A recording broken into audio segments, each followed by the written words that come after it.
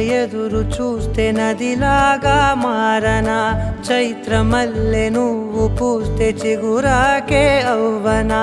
నన్నే వరించే యువరాజును అంట నీ యువరాణి